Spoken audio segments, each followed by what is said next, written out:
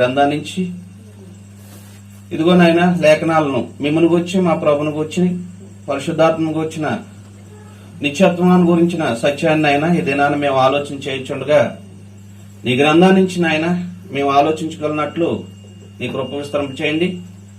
వింటున్న సోదరి సహోదరులు గ్రహించలాగనా నీ కృప విస్తరింప చేయండి. అలాగే నీ పనివాడుగా నాయన ఇక మీ ఉద్దేశ వెలుగులోనైనా లేఖనాలు వివరించడానికి నన్ను బలపరచమని ఈ కూడుకు ద్వారా ఘనత మహిమ ప్రభావం మీ నామమునకే చెల్లిస్తూ మా రక్షకుడు నీ ప్రియకుమారుడైన యేసుక్రీస్తు వారి నామంలో ఈ ప్రార్థన వేడుకుంటున్నాను మా పరలోకపు తండ్రి, ఆమేన్. కూడి వచ్చిన సోదరి సహోదరులకు మన ప్రభువైన యేసుక్రీస్తు వారి నామంలో వందనాలు తెలియజేసుకుంటున్నానండి. ఈ దినాన మనం దేవుని గ్రంథం నుంచి నిత్యత్వము దేవత్వం అనే సంగతిని మనం ఆలోచన చేద్దాం. ఈనాడు దేవత్వం అనగా తండ్రి అయిన దేవుని గురించి గాని, ప్రభువైన యేసుక్రీస్తు వారిని గురించిన గాని, పరిశుద్ధాత్మ గురించిన గాని సరైన అవగాహన లేకుండా లోకం ఆలోచన చేస్తుంది. అయితే గ్రంథం మనకి ఏం తెలియజేస్తుందన్న గ్రంథం ఏం తెలియజేస్తుందో మనం దాన్ని బట్టి ఆలోచన చేద్దాం. ఎందుకంటే ఈనాడు లోకంలో చూసినట్టయితే అనేకమైన ఆలోచనలు కలిగి దేవుని గురించి గాని, ప్రభువైన యేసుక్రీస్తు వారి గురించి గాని, పరిశుద్ధాత్మ గురించి అవగాహన లేకుండా ఈనాడు అనేక మంది విశ్వాసాలు కొనసాగిస్తున్నారు. అయితే ఈ దినాన్న మీకు నేను కొద్దిగా తెలియజేస్తాను. నిత్యత్వంలో దేవత్వం అంటే ఈ సృష్టికి ముందర తండ్రి అయిన దేవుని గురించి, ప్రభువైన యేసుక్రీస్తు వారి గురించి, పరిశుద్ధాత్మ గురించిన సంగతులు మనం ఆలోచన చేస్తున్నాం అన్నమాట. అర్థమైందమ్మా? ఈ దినాన్ని మనం ఆలోచన చేసే సంగతులు ఏంటంటే తండ్రి అయిన దేవుని గురించి, ప్రభువైన యేసుక్రీస్తు వారి గురించి, పరిశుద్ధాత్మ గురించిన వాస్తవాలను మనం ఆలోచన చేద్దాం. మనకి గ్రంథం నుంచి ఆలోచించినట్లయితే మన గ్రంథాన్ని పరిశీలన చేయమని, సమస్తాన్ని పరీక్షించి మేలైన దాన్ని అనుసరించమని మనకు మొదటి దశలోని పత్రిక 5:16 తెలియజేస్తుందండి. కాబట్టి మనం ఎవరి విశ్వాసాలను బట్టి ఆలోచన కాకుండా గ్రంథం ఏం చెప్తున్నదన్నది మనం ఆలోచన చేద్దామండి. దేవుని గ్రంథం తండ్రి అయిన దేవుని గురించి, ప్రభువైన యేసుక్రీస్తు వారి గురించి, పరిశుద్ధాత్మ గురించిన వాస్తవాలని దినాన్ని మనం ఒక కొద్ది సమయం, ఒక 30 నిమిషాల సహోదరులు సమయం ఇచ్చారు. దాన్ని మీకు వివరించడానికి నేను ప్రయత్నం చేస్తాను. మోషే పాత నిబంధనలో ఇశ్రాయేలుకి దేవునికి మధ్యవర్తిగా ధర్మశాస్త్రం మోషే ద్వారా ఇవ్వబడిందని ప్రవక్త అయిన మోషే మనకి పాత నిబంధనలో పరిచయస్తుడే. ఎందుకంటే దేవునికి ఇశ్రాయేలుకి మధ్యవర్తి మోషే. ఆ మోషే గురించి మీకు ఒకసారి యోహాను సువార్త 1:18 ఎవరికి మధ్యవర్తి అనేది మోషే ఎవరో మనకి ఆలోచన చేసినట్టయితే యోహాను సువార్త 1:18 మీరు తొందరగా చదివితే నేను ముందుకు వెళ్తాను.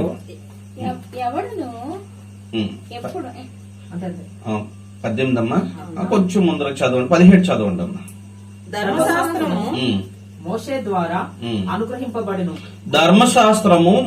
ద్వారా అనుగ్రహింపబడెను, కృపయు సత్యము యేసుక్రీస్తు ద్వారా అనుగ్రహింపబడెను. కాబట్టి ధర్మశాస్త్రము అంటే పాత నిబంధన అనేది ధర్మశాస్త్రం అని, ధర్మశాస్త్రము ఎవరి ద్వారా ఇశ్రాయేలుకి ఇవ్వబడిందంటే మధ్యవర్తిగా మోషే, ప్రవక్త అయిన మోషే. మనందరికీ గ్రంథాన్ని పరిశీలన చేసినట్టయితే ఆయన నిర్మాకాండంలో మనం ఆయన గురించిన నిర్మాకాండం నుంచి లేవి, సంఖ్య, ద్వితీయోపదేశ కాండంలో ఆయన యొక్క ధర్మశాస్త్రం ఇశ్రాయేలుకి దేవునికి మధ్యవర్తిగా పనిచేసినట్టు మనకు అక్కడ 5 కాండాలు అనగా ఆదికాండం కూడా తెలియజేస్తూ ఉంటది. మనకు పరిచయం అయితే నిర్మాకాండం నుంచి మోషే పరిచయం అవుతారు. ఇలా దేవునికి ఇశ్రాయేలుకి మధ్యవర్తి అయిన మోషే దేవుని గురించిన వాస్తవాలు అంటే నిత్యత్వంలో దేవుని గురించిన సత్యాన్ని ఇలా తెలియజేస్తున్నాడండి. 90వ కీర్తన మనం చదివినట్టయితే 1-2 వచనాలు.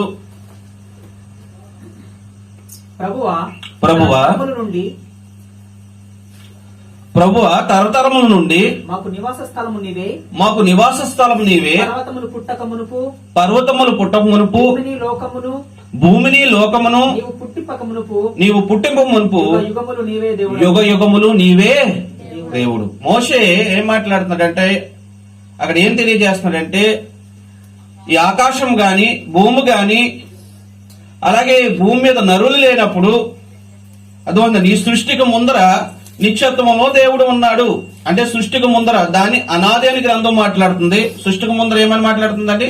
అనాది అంటే ఈ జగదుత్పత్తికి ముందర అంటే సృష్టికి ముందర అనాదిలో దేవుడు ఉన్నవాడు నిత్యత్వంలో. అంటే మోషే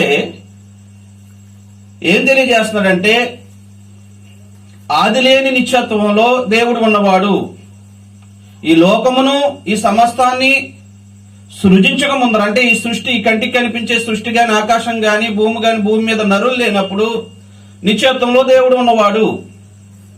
నిత్యత్వంలో ఉన్నవాడు అన్నది సత్యమైన సమాచారం అండి. నిత్యత్వంలో ఎవరున్నారు? దేవుడు ఉన్నవాడండి. కాబట్టి నిత్యత్వంలో దేవుడు ఉన్నాడు. ఆయన ఏమై ఉన్నాడంటే మనకి 1 తిమోతి పత్రిక అపోస్తులైన పౌలు 1వ అధ్యాయం 17వ వచనంలో సకల యుగములో అంటే నిత్యత్వంలో దేవుడు ఉన్నవాడు. ఆయన ఏమై ఉన్నాడంటే సకల యుగముల్లో రాజయుండి అక్షయుడును అదృశ్యునగు అద్వితీయ దేవునికి ఘనతయు మహిమయు యుగ యుగములు కలుగునుగాక. నిత్యత్వములో సృష్టికి ముందరున్న దేవుడు ఆయన ఏమై ఉన్నాడంటే సకల యుగముల్లో రాజై ఉన్నవాడు. ఏమై ఉన్నాడండి? సకల యుగముల్లో రాజయుండి అదృశ్యుడు. దేవుడు ఎవరంటండి? అద్వితీయుడు. అద్వితీయుడు అంటే ద్వితీయం లేనివాడు, నో సెకండ్. అదవుతుందండి. అక్షయుడు, క్షయము లేనివాడు మాట దేవుడు. క్షయము లేనివాడు దేవుడు. కాబట్టి సృష్టికి ముందరున్న దేవుడు సృష్టికి ముందరున్నవాడని జగత్తునందరి సమస్తాన్ని నిర్మాణం కాకముందు ఉన్నవాడని మనకి దేవుని లేఖనాలు తెలియజేస్తున్నాయి. ఆయన ఏమై ఉన్నాడంటే అమరత్వం గలవాడే ఉన్నాయి. అమరత్వం గలవాడ ఉన్నాడు. అదే పత్రికలో 6వ అధ్యాయం 15 నుంచి వస్తే ఆయన అద్వితీయ సర్వాధిపతి. దేవుడు ఎవరంటే అద్వితీయ సర్వాధిపతి, శ్రీమంతుడును అద్వితీయుడు నాకు సర్వాధిపతి, యుక్త కాలముల యందు ఆయన ప్రత్యక్షతను కనపరచుచు ఆ సర్వాధిపతి రాజులకు రాజును ప్రభువులకు ప్రభువునై ఉన్నాడు. సమీపింపరాని తేజస్సులో ఆయన మాత్రమే వసించుచు అమరత్వం గలవాడై ఉన్నాడు. మనుషులలో ఎవడను చూడలేదు చూడనేరడు. అద్వితీయ దేవునికి మహిమ కలుగును గాక ఆమేనని ఉంటది. అంటే దేవుడు ఏమై ఉన్నాడంటే అద్వితీయ సర్వాధిపతి. అంటే దేవుడు ఏమై ఉన్నాడంటే అధికారాలు ఇచ్చేవాడే. అమరత్వం గలవాడు. దేవుడు ఎవరంటండి? అమరత్వం గలవాడు. ఈ అమరత్వం గలవాడు శాశ్వతమైన వాడు మాట అండి. సమీపింపరాని తేజస్సులో. వాస్తవంగా మనం చూసినట్టయితే కొంచెం ఎక్కువగా వెలుగొచ్చింది కానీ సూర్యుని కానీ మనం చూడలేము. చూడగలుగుతామా? చూడలేమండి. కాబట్టి సమీపింపరాని తేజస్సులో అమరత్వం గలవాడు అంటే శాశ్వతమైన వాడు దేవుడు. దేవుడు ఎవరంటండి? శాశ్వతమైన వాడు. అర్థమవుతుందండి. అక్షయుడు, నిత్యుడకు దేవుడు మాట. దేవుడు ఎవరంటే నిత్యత్వం గలవాడు, నిత్యుడకు దేవుడు. కాబట్టి ఈ మోషే ఏం మాట్లాడుతున్నాడంటే ఆయన ఇశ్రాయేలుకి పరిచయం అయినప్పుడు ఇశ్రాయేలుకి దేవుని పరిచయం చేసినప్పుడు 3వ అధ్యాయంలో ఆయన ఏం మాట్లాడుతున్నాడంటే దేవుడు ఉన్నవాడు అనువాడై ఉన్నాడు, యెహోవా అనే నామం కింద పరిచయం చేయబడ్డాడండి. ఏమై ఉన్నాడంటే 3వ అధ్యాయం మీకు 10వ వచనం నుంచి చదివినట్టయితే ఇశ్రాయేలుకి పరిచయం చేయమన్నాడండి మోషే ద్వారా.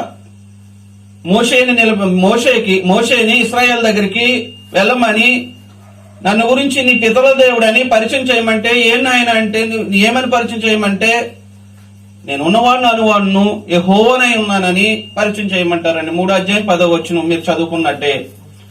అలాగే ఇశ్రాయేలుకు పితరులు ఎవరంటే, ఇశ్రాయేలుకు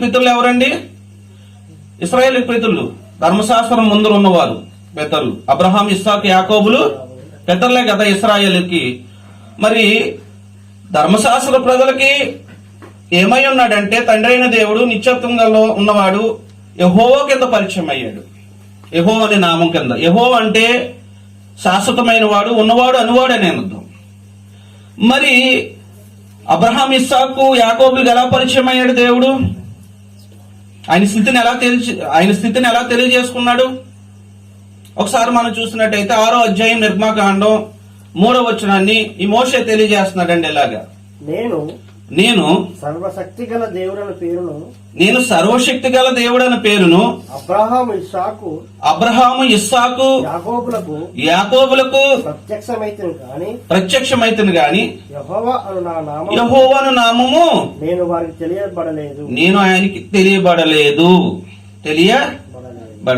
అంటే ఇశ్రాయేలుకి పితరులైన అబ్రహాం, ఇస్సాకు, యాకోబులకి దేవుడు ఎలాగ ఆయన స్థితిని తెలియజేసుకున్నాడు అంటే నేను సర్వశక్తి గల దేవుణ్ణి. మరి ఇశ్రాయేలుకి మోషే ద్వారా ఎలా తెలియజేసుకున్నాడంటే యెహోవా. అలాగే మరి నేడు క్రైస్తవులకి ఏమని తెలియజేసుకున్నాడు? నేడు క్రైస్తవులు అయితే క్రీస్తు ద్వారా మనకి ఏం తెలియజేసుకున్నాడంటే ఆయన తండ్రి అనే స్థితిని తెలియజేసుకున్నాడు అన్ని బాంధవ్యంతో. అందుకే ప్రభు అయిన యేసుక్రీస్తు వారు ఎందుకు వచ్చారని 1:18 యోహాను సువార్తలోనే మాట్లాడతాడు. చూడండి, యోహాను సువార్త 1:18 మీరు చదివినట్టయితే తండ్రిని బయలుపరచడానికి ప్రభు అయిన యేసుక్రీస్తు వారు వచ్చినట్టు మనకి అక్కడ లేఖనం తెలియజేస్తుంది. అంటే ఎవడను ఎప్పుడైనాను దేవుని చూడలేదు,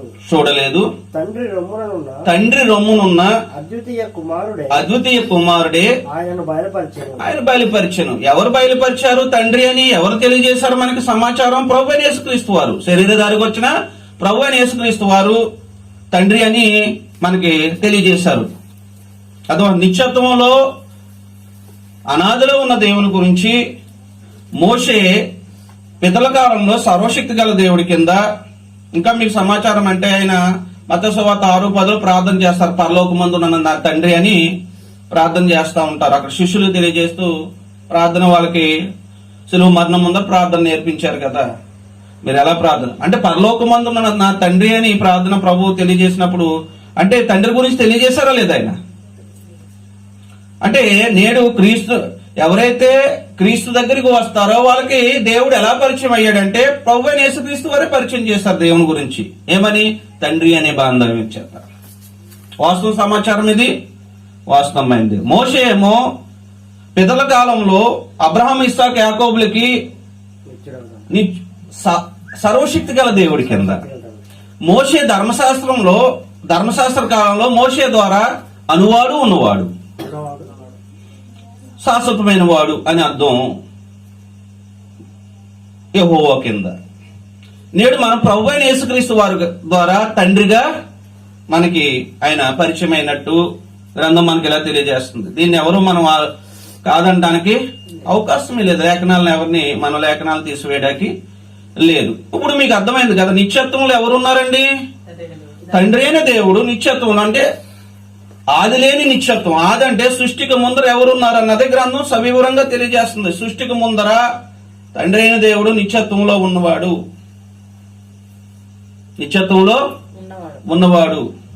మరి ఇంకెవరైనా ఉన్నారా నిత్యత్వంలో? గ్రంథాన్ని ఆలోచించేద్దాం. లేరు అని మనం మాట్లాడకూడదు కదా.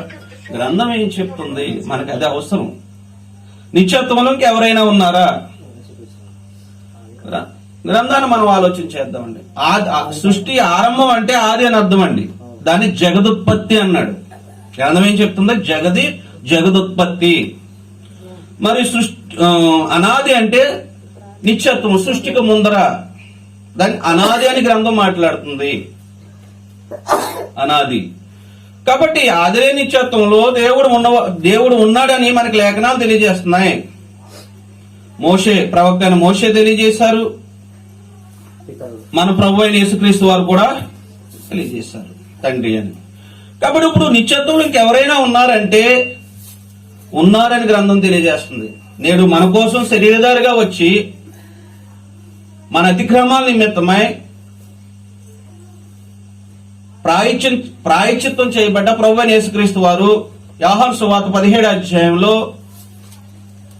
ఇలా తెలియజేస్తున్నారని సమాచారం. ఆయన ప్రార్థన చేస్తూ తండ్రికి ప్రార్థన చేస్తూ 5వ వచనం చదవండి. ఇక్కడ మీకు మొదటి వచనం మీకు ఆలోచన ఉంది కదా. తండ్రి లోకము పుట్టక మునుపు నీ యొద్ద నాకు ఏ మహిమ ఉండునో ఆ మహిమతో నన్ను ఇప్పుడు నీ యొద్ద మహిమపరచుము. ఇక్కడ 17వ అధ్యాయం అంటూ ప్రార్థన చేస్తున్నారు ప్రభువైన యేసుక్రీస్తు వారు శిలువ మరణం ముందర. అర్థమవుతుందండి. శిలువ మరణం ముందర ఏమని ప్రార్థన చేస్తున్నారండి? తండ్రి. మొదటి వచనం కూడా అదే ఉంటది చూడండి. 1వ వచనం కూడా 17వ కూడా ఎవరు ప్రార్థన చేస్తున్నారు? శిలువ మరణం ముందర ఆ రాత్రి ఇంకా పట్టబడతాడు అన్నమాట. ఆయన పట్టబడేటప్పుడు ప్రార్థన చేస్తున్నారు. యేసు అని చెప్పారు కదండి. యేసు ప్రభు వారు ప్రార్థన చేస్తున్నారు. తండ్రి, నా గడియ వచ్చి ఉన్నది. నీ కుమారుడు నిన్ను మహిమపరచునట్లు నీ కుమారుని మహిమపరచుము. నీవు నీ కుమారుని ఇచ్చిన వారికందరికి ఆయన నిత్య జీవం అనుగ్రహించినట్లు సర్వ శరీరుల మీదను ఆయనకు అధికారం ఇచ్చితివి. కాబట్టి చదవండి ఇప్పుడు ఇది వాక్యం. అద్వితీయ సత్యదేవుడైన నిన్నును నీవు పంపిన యేసుక్రీస్తును ఎరుగటే నిత్య జీవం. ఈనాడు విశ్వాసులందరూ ఎవరిని ఎరగాల? అద్వితీయ సత్యదేవుడిని ఎరగాల. అద్వితీయ సత్యదేవుడు తండ్రి అయిన దేవుడిని ఎరగాలి. ఆయనకు పంపించిన ప్రభు అయిన యేసుక్రీస్తును కూడా ఎరిగి ఉంటేనే నిత్య జీవం. ఆయన ఏం మాట్లాడుతున్నారంటే 5వ వచనంలో, తండ్రి లోకం పుట్టక ముందర నేను నీ దగ్గర మహిమను అనుభవిస్తున్నాను. ఎక్కడున్నానంటండి? సృష్టికి ముందర నేను నీ దగ్గర నేను ఉన్నాను. చక్కగా మాట్లాడుతున్నాడండి. ఇది ఎవరైనా కాదనగలరా? ప్రభు అయిన యేసుక్రీస్తు వారు మాట్లాడిన మాట ఎవరైనా కాదనగలరా? ప్రభు అయిన యేసుక్రీస్తు వారు నేను సృష్టికి ముందర దేవుని దగ్గర మహిమను అనిపిస్తున్నాను. మహిమనే కాదు, దేవుడిని ప్రేమిస్తున్నాడు. దేవుడు మహిమను అనిపిస్తున్న ఆయన ప్రేమించబడుతున్నాడు. ఆయన సువార్తల్లో మనకు చూసినట్టయితే 6:38 యోహాను సువార్తలో, నేను తండ్రి దగ్గర నుంచి వచ్చాను. ఎక్కడి నుంచి వచ్చానండి? పరలోకం నుంచి వచ్చాను. వచ్చాడా లేదా? అంటే ఇప్పుడు సృష్టికి ముందర ఎక్కడ ఉన్నాడండి ఈయన? నిత్యత్వంలో దేవుని దగ్గర. ఎలా ఉన్నారు? దేవుడు ఏమై ఉన్నాడు? ఆత్మై ఉన్నాడు. యోహాను సువార్త 4:24 ప్రకారం అక్కడ ప్రభువైన యేసుక్రీస్తు సమరయ స్త్రీతో మాట్లాడుతూ దేవుడు ఏమై ఉన్నాడో అక్కడ మాట్లాడుతూ, మరి ప్రభువైన యేసుక్రీస్తు వారు కూడా ఏమై ఉన్నారో మీకు తెలియజేస్తా ఉంటారు. నిత్యత్వంలో దేవుడు ఆత్మ గనుక ఆయన ఆరాధించేవారు ఆత్మతోనూ సత్యంతోనూ ఆరాధించవాలను. ఇక్కడ సమరయ స్త్రీతో మాట్లాడుతూ ప్రభువైన యేసుక్రీస్తు వారు దేవుడు ఏమై ఉన్నాడంటే నిత్యత్వంలో ఉన్న తండ్రి అయిన దేవుడు ఆత్మై ఉన్నాడు. కాబట్టి ఆత్మై ఉన్న దేవుడు నిత్యత్వంలోకి ఎవరైనా ఉన్నారంటే ప్రభువైన యేసుక్రీస్తు వారు కూడా ఉన్నారని ఆయనే చెప్పుకుంటూ ఫిలిప్పీ పత్రిక ఏమై ఉన్నారంటే ఆయన ఫిలిప్పీ పత్రిక 2వ అధ్యాయం 6వ వచనంలో లేక 5-6 చదవండి. 6వ వచనం చదువునా. ఆయన దేవుని స్వరూపము కలిగిన వాడై దేవునితో సమానంగా ఉండకూడదని విడిచిపెట్టి భాగ్యం అని ఎంచుకోలేదు, కానీ దాసునిగా శరీరధారిగా వచ్చాడు అన్నది మాట్లాడుతున్నారు అక్కడ. అప్పుడు నిత్యత్వంలో ఏమై ఉన్నాడు? దేవుడు ఆత్మై ఉన్న దేవుడు. అంటే ఆత్మ అంటే తెలుసు కదా, కంటికి అదృశ్యుడు దేవుడు. అర్థమవుతుందండి. కాబట్టి ప్రభు అయిన యేసుక్రీస్తు వారు కూడా నిత్యత్వంలో ఏమై ఉన్నారు? దేవుని స్వరూపం ఏంటి? ఆత్మై ఉన్నవాడు దేవుడు, అంతే కదండి. ఆత్మై ఉన్నాడా లేదా ప్రభు అయిన యేసుక్రీస్తు వారు కూడా? ఇక్కడ లేఖనం చెబుతుంది దేవుని స్వరూపం ఏంటండి? దేవుని స్వరూపం కలిగిన వాడు. ఎప్పుడు? నిత్యత్వంలో. క్లారిటీయా? ఇంకా అంటే టైం అవుతుంది, ఇంకా మీకు తర్వాత నేను వివరిస్తాను. మరి ఇంకెవరైనా ఉన్నారా నిత్యత్వంలో? నేను నిత్యత్వం గురించే ముగించేస్తాను. క్లియర్ కట్ గా అదే అడిగారు కాబట్టి తర్వాత అప్పుడు సంగతులన్నీ మళ్ళీ వివరిస్తాను. మీకు సమయం మీరు నాకు ఇస్తే నేను వివరిస్తాను దేవుని చిత్తం అయితే. ప్రభు అని తండ్రి అయిన దేవుడు ఉన్నారు నిత్యత్వంలో, ప్రభు అయిన యేసుక్రీస్తు వారు ఉన్నారని ఆయనే చెప్పుకున్నారు. ఇంకెవరైనా ఉన్నారా? మనకు తెలియాలి కదా. లేఖనాలు మనం పరిశోధన చేస్తే వాస్తవాలు మనకు సత్యం అర్థం అవుతుందండి. ఇంకెవరైనా ఉన్నారా నిత్యత్వంలో? ఉన్నారని గ్రంథం మాట్లాడుతుందండి. ఉన్నారని గ్రంథం మాట్లాడుతుంది. ఎవరంటే పరిశుద్ధాత్ముడు. నిత్యత్వంలో ఎవరున్నారంటండి? ఈనాడు మనం పరిశుద్ధాత్ముల కింద, దేవుని ఆత్మ కింద అర్థమవుతుందండి. పరిశుద్ధాత్మ అని మార్కు సువార్త 1:12 గాని, యోహాను సువార్త 3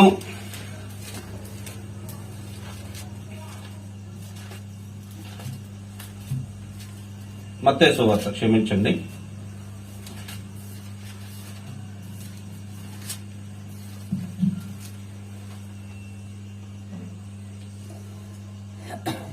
16. మత్తయి సువార్త 3:16, మార్కు సువార్త 1:12 చదివితే మనం. యేసు బాప్తిసం పొందిన వెంటనే నీళ్ళలో నుండి ఒడ్డునకు వచ్చెను. ఇదిగో ఆకాశము తెరవబడెను. దేవుని ఆత్మ పావురం వలె దిగి అతని మీదకి వచ్చుట చాలండి. ఇక్కడ దేవుని ఆత్మ అని మాట్లాడటం జరిగింది. దేవుని ఆత్మ పావురం వలె ప్రభువైన యేసుక్రీస్తు వారికి దిగడం జరిగింది. దేవుని ఆత్మ. అలాగే మార్కు సువార్తలో 1:12 పరిశుద్ధాత్మ. దేవుని ఆత్మన్నా పరిశుద్ధాత్మన్నా ఒక్కటే. వెంటనే పరిశుద్ధాత్మ ఆయనను అరణ్యంలోనికి కొనుపోబడి. అంటే దేవుని, మీకు క్లియర్ కట్ గా ఇస్తున్నాను, దేవుని ఆత్మన్నా పరిశుద్ధాత్మన్నా ఒకటే. అలాగే పాత నిబంధనలో కూడా యెహోవా ఆత్మ కింద మనకి ఆయన గురించిన మాటలు ఉంటాయి. పరిశుద్ధాత్మ గురించి యెహోవా ఆత్మ. మన క్రొత్త నిబంధన ప్రభు అయిన యేసుక్రీస్తు వారు వచ్చినప్పుడు ఆదరణకర్త కింద, సత్య స్వరూపైన ఆత్మ కింద సంగతులు మీకు వివరిస్తూ ఉంటాను. ఇంకా నేను మీకు వాస్తవాలు తెలియజేయాలి కాబట్టి కొంత సృష్టికి ముందర ఎవరున్నారు అన్నది చెప్పడానికి నేను ప్రయత్నం చేస్తున్నాను. సృష్టికి ముందర అంటే దేవుని ఆత్మ కింద, యెషయా గ్రంథం 60:1 యెహోవా ఆత్మ కింద. ఈయన ఎవరు? పరిశుద్ధాత్ముడు అని మనకి తెలియదు. ఈయన ఎప్పుడున్నాడు? నిత్యత్వంలో ఉన్నవాడు. నిత్యత్వంలో సృష్టికి ముందరే ఉన్నవాడు. ఎందుకు మనకి ఏం లేఖనం తెలియజేస్తుందంటే ఎబ్రీ పత్రిక 9:14 ఈ విధంగా రాయబడిందండి. ఆయన పరలోకపు వ్యక్తి అని,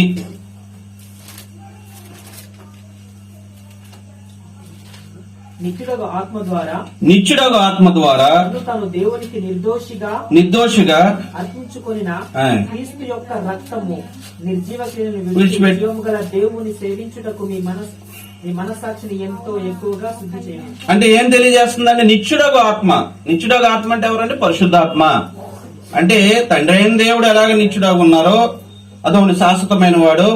ప్రభు అయిన యేసుక్రీస్తు వారు ఎవరు శాశ్వతమైన వారు, నిత్యత్వంలో ఉన్నారు. పరిశుద్ధాత్మ కూడా నిత్యత్వంలో సృష్టికి ముందర ఉన్నవాడే. ఎందుకంటే పరిశుద్ధాత్మ కూడా పరలోకం నుంచి పంపబడిన వ్యక్తే. దేవుని చిత్తాన్ని నెరవేర్చడానికి, దేవుని సంకల్పాన్ని నెరవేర్చడానికి. అర్థమవుతుందండి.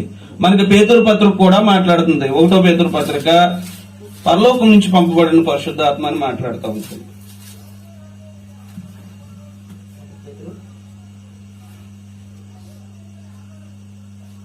1:12 పరలోకము నుండి పంపబడిన పరిశుద్ధాత్మ వలన మీకు సువార్త ప్రకటించిన వారి ద్వారా మీకిప్పుడు తెలుపబడిన ఈ సంగతుల విషయమై తమ కొరకు కాదు గాని మీ కొరకే తాము పరిచర్య చేసిరన్న సంగతి. 1:12 మొదటి పేతురు పత్రిక. నిత్యుడగు ఆత్మ పరిశుద్ధాత్మ. పాత నిబంధనలో యెహోవాత్మ కింద, క్రొత్త నిబంధన వచ్చేటప్పటికి ఆయా పర్యాయ పదాలు పేర్లతో పిలువబడ్డాడు. ఆయన పరిశుద్ధాత్మ కింద, దేవుని ఆత్మ కింద, అర్థమవుతుందండి, ఆదరణకర్త కింద, ఇలాగ సంగతులు అంటే ఎక్కువ అవుతూ ఉంటుంది. కాబట్టి పరిశుద్ధాత్ముడు కూడా నిత్యత్వంలో ఉన్న వ్యక్తి లేఖనాల ప్రకారం. అంటే సృష్టికి ముందర ఉన్నవాడే పరిశుద్ధాత్మ కూడా. అర్థమవుతుందండి, సృష్టికి ముందర ఉన్నవాడే. ఇప్పుడు నిత్యత్వంలో దేవత్వం అంటే తండ్రి అయిన దేవుడు, ప్రభు అయిన యేసుక్రీస్తు వారు, పరిశుద్ధాత్ముడు ఏమై ఉన్నారంటే నిత్యత్వంలో ఉన్నవారు. ఇది గ్రంథం తెలియజేస్తున్న సమాచారం. నిత్యత్వం అంటే శాశ్వతమైన వారు, అర్థం శాశ్వతమైన వారు, అర్థమవుతుందండి. కాబట్టి ఇక్కడ మీకు సమాచారం మీకు ఏం తెలియజేయబడిందంటే ఈ కొద్ది సమయంలోనూ నిత్యత్వంలో తండ్రి అయిన దేవుడు నేడు మన కోసం ప్రాణం పెట్టి మన కోసం ప్రాయశ్చిత్తం చేయబడిన ప్రభు అయిన యేసుక్రీస్తు వారు, మనం పిలుచుకుంటున్నాం కదా ప్రభు అయిన యేసుక్రీస్తు వారని. అలాగే ఆదరణకర్తగా అదో పరిశుద్ధాత్మ కింద మనం ఎవరినైతే మనం ఆలోచన చేస్తున్నామో ఆయన కూడా నిత్యత్వంలో ఉన్నవారు, అంటే సృష్టికి ముందర ఉన్నవారు. ఇది లేఖనాలను ఎవరో కొట్టేయడానికి మీరు గాని నేను గాని ఊహాజనితం కాదు గ్రంథం. అందుకే మీకు ఒకటే నేను చెప్పాను, సమస్తాన్ని పరీక్షించి మేలేందని చేపట్టాలి ప్రతి ఒక్కరు లేఖనాలు పరిశీలన చేస్తే దేవుని గ్రంథం సత్యం అన్నది దేవుడు తన సంకల్పాన్ని ప్రతి విశ్వాసకి తెలియజేస్తూ ఉంటాడండి. ప్రతి విశ్వాసకి తెలియజేస్తూ ఉంటాడు. ఈనాడు లోకంలో నానా విధమైన బోధలు ఉన్నాయి కాబట్టి కొంత సత్యాన్ని అర్థం చేసుకుంటూ కొంచెం మనం దూరం అవుతున్నాం అన్నమాట. కాబట్టి నేడు మనం గ్రంథాన్ని పరిశీలన చేసినట్టయితే ఎవరి విశ్వాసం మనకొద్దు, గ్రంథం ఏం చెప్తుంది అంతే కదా. విశ్వాసం ఏంటి? దేవుని వాక్యం ఏం చెప్తే దాని మీద విశ్వాసం ఉంచాలా. మనుషుల విశ్వాసాలు, లోక విశ్వాసాలు అవసరం లేదండి. దేవుని యందు ఎలా విశ్వాసం ఉంచాలో అలాగే విశ్వాసం ఉంచాలా. ప్రభు అయిన యేసుక్రీస్తునందు ఎలా విశ్వాసం ఉంచాలో అలాగే మనం విశ్వాసం ఉంచవలసిన అవసరం ఉందండి. అదేంటండి, మనుషులు అనేక విశ్వాసాలు చెప్తా ఉంటారు. లోకం సృష్టి ఆరంభమైన తర్వాత అనేకమైన విశ్వాసాలు వచ్చినాయి, లోకంలో ప్రవేశించబడ్డాయి, మనకి సంబంధించినవి కాదు. కానీ మనం ఏమేమి ఎరగాలంటే దేవుని వాక్యం గ్రంథం ఏం తెలియజేస్తుంది మనకు సమాచారం దేవత్వాన్ని గురించి. రోమపత్రిక 1:20 ఏం తెలియజేసింది ఒకసారి చదవండి. 1:18 నుంచి చదివినా పర్లేదు, చివరిగా ముగించేస్తానండి. దుర్నీతి చేత సత్యమును అడ్డగించు మనుషుల యొక్క సమస్త భక్తిహీనత మీదను దుర్నీతి మీదను దేవుని కోపము పరలోకం నుండి బయలుపరచబడుతున్నది.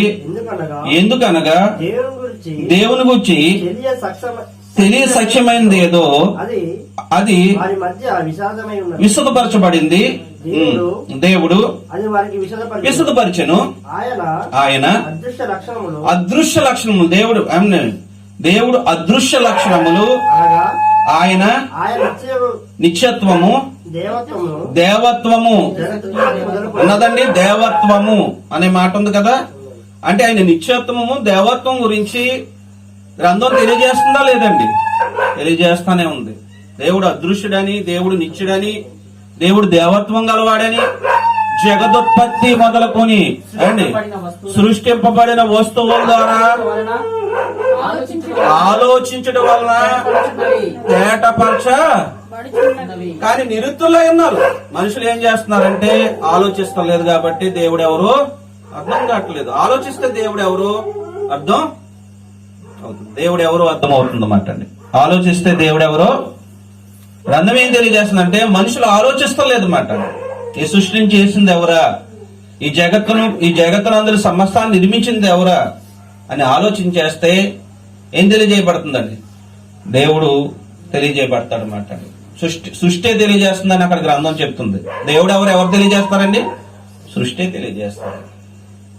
కాబట్టి ఇంకా అనేక సంగతులు మీకు ఈ దినాన్ని నేను ఆలోచన చేసి చెప్పింది ఏంటంటే గ్రంథం నుంచి నా ఉద్దేశం కాదు, మీ ఉద్దేశం కాదు, గ్రంథం యొక్క ఉద్దేశం ఏముందో మీకు తెలియజేస్తాను.